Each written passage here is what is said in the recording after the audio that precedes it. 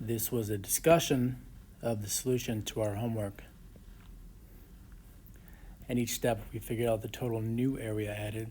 So when we added all these things together, we had the total area.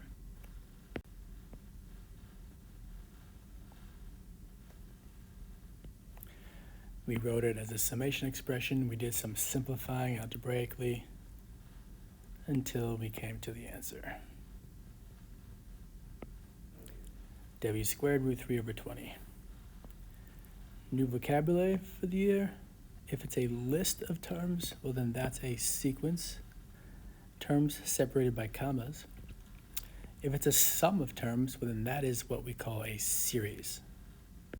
In our warm-up, we reviewed the factorial function.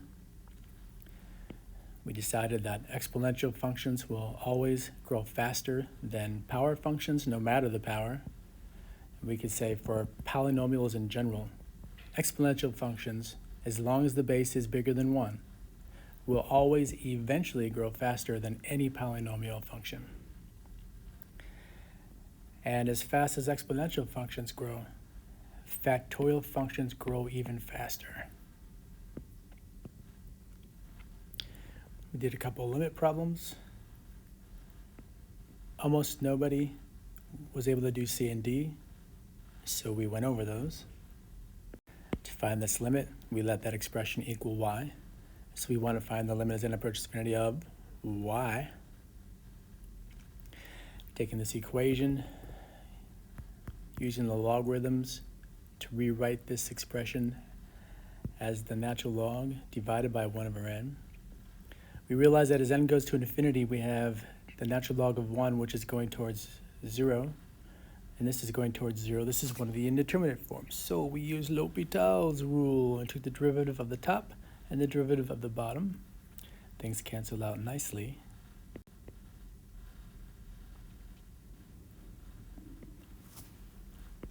As n approaches infinity, this approaches 1. We exponentiated both sides, used the power of limits that says we can rewrite this expression this way. And therefore, the limit of y is e. That's what we're looking for. Somebody asked, but isn't it equal to 1 if we just try plugging in values of n? The answer is no. You can plug in values of n. Let n start at 1 and then start to build. When n is 1, we have 1 plus 1, which is 2 to the 1 power. When n is 2, we have 1 plus a half, which is 1.5 to the second power, which is bigger than the previous value. When n is 3, that's about 2.37. So plugging things in, we can see that we are always bigger than 2 and growing. We actually grow toward the value e for this limit. Thinking of it graphically, as n increases from 1 to 2 to 3, etc., that expression started at 2 and then 2.25 and then 2.37, and it's just going to converge toward this limit, which we proved is the value e, which is approximately 2.7. Think of the year 1828. Do that twice. And then think of the special 45, 90, 45 triangle. That's an easy way to remember the first 15 or so digits of Euler's constant E. All right, then we officially began notes on Chapter 9, Section 1, Sequences. The notation for sequences are these squiggly grouping symbols. Anytime you see that, it's going to imply a list of numbers. And the n value will almost always, though it doesn't have to, but by convention, it almost always begins with 1. In other words, n is either 1, 2, 3, 4, and onward. It progresses in that order, giving us our sequences terms. Saying that n is equal to 1, 2, 3, 4 is like saying that n is any of the positive integers. So we can say n belongs to the set of positive integers. Capital Z with a double bar represents the set of all integers. With this superscript, it's the positive integers. Here's another example. This sequence can be expanded into its terms, separated by commas. When n is 1, we have 1 over 1. When n is 2, we have 4/3, etc. You can see the pattern. The numerator goes up by 3, then 5, then 7, then 9, or they're all perfect squares. The denominator goes up by 2, then 4, then 8, then 16, so it goes up by powers of 2. But yeah, if you see the squigglies, this is a sequence, a list of terms separated by commas. All right, let's look at the difference between converging and diverging sequences. Here's a sequence. As a list, here it is in sequence notation, and it diverges because it just keeps growing. The nth term goes toward infinity. This sequence, it keeps shrinking. It's always positive. The next term is 1/32, so it's just shrinking and getting closer and closer to 0. This sequence converges to 0. We could define this sequence this way. Each term is 1/2 to the nth power, which is the same thing as 1/2 to the nth power. Convince yourself these are the same, and let's move on. All right, how about this sequence? Well, it's getting closer and closer to 1. It's converging to 1. The limit of the nth term is 1. What's the expression which for any given value of n will give you the nth term? Well, that's a special challenge. It's optional. It's not going to be tested on. There will be no extra credit. It's not in the BC curriculum. But if you're looking for a good puzzle, could you come up with an expression for the nth term based on n, the way we did for the previous two examples? All right, finally, 41414141. This does not converge. It's not going toward infinity, but since it doesn't converge, it diverges. The limit of the nth term is not some finite real value. Because in order to converge, the nth term must tend towards some finite real value, and it's not doing that here. So this is a divergent sequence. It's not diverging to infinity, but it's divergent nonetheless. Divergent doesn't mean goes to infinity. Diverge means doesn't converge. Well, and before we say goodbye to this slide, if we raise 4 to the remainder of the n value divided by 2, that would generate this sequence. Think about it. Make some sense out of that. It's kind of interesting.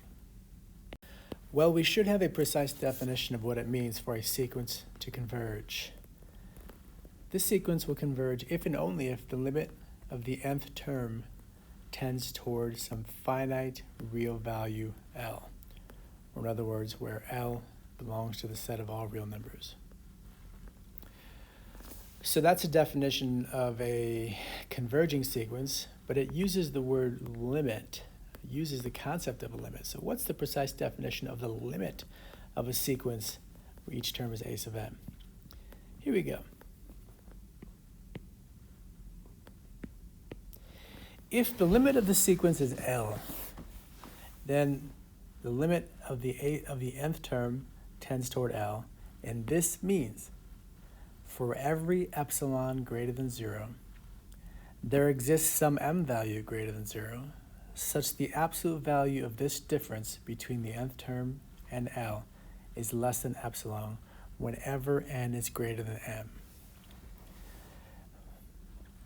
Using some math notation, this symbol is for every epsilon greater than 0, there exists an m value greater than 0 such that the distance between a sub n and L is smaller than epsilon.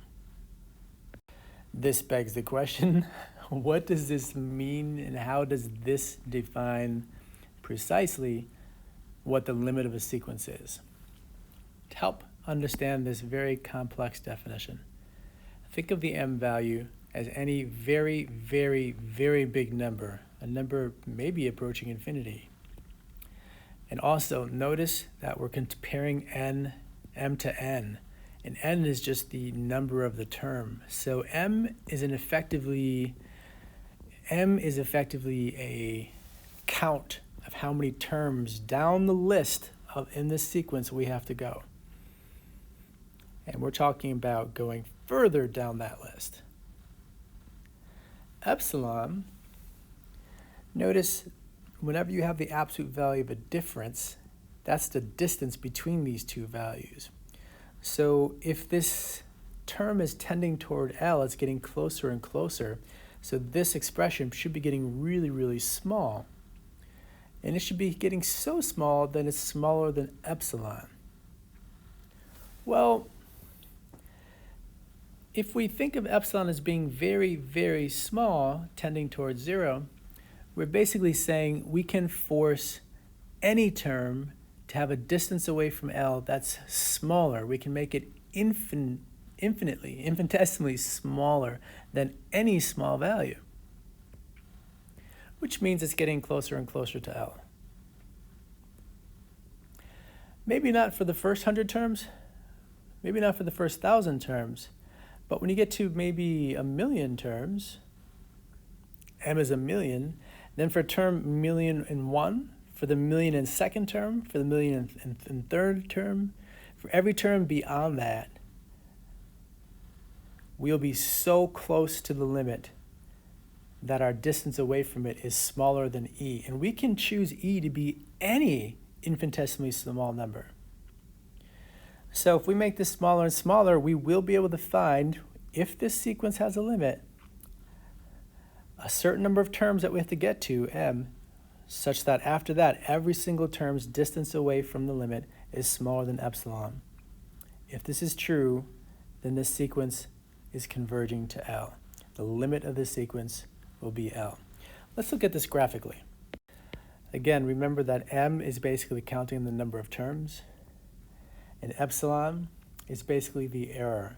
So A sub n is very close to L because the distance that A sub n is from L is smaller than any small number we choose or could think of. So we can make our error infinitesimally small, and yet the distance between our points will be smaller than that error. If you can make it infinitesimally small, then you can essentially make it 0, which we're saying that eventually A sub n is basically L. If we could have an infinite terms, actually. All right, let's look at this graphically. The horizontal axis is the n value. The vertical axis is the A sub n value. And we're considering a sequence A sub n which tends toward L. So for A sub 1, when n is 1, A sub 1 might be, for example, here. And A sub 2 might be here. And if its limit is L, then it's converging to L, maybe like that, or maybe like this, or maybe like this.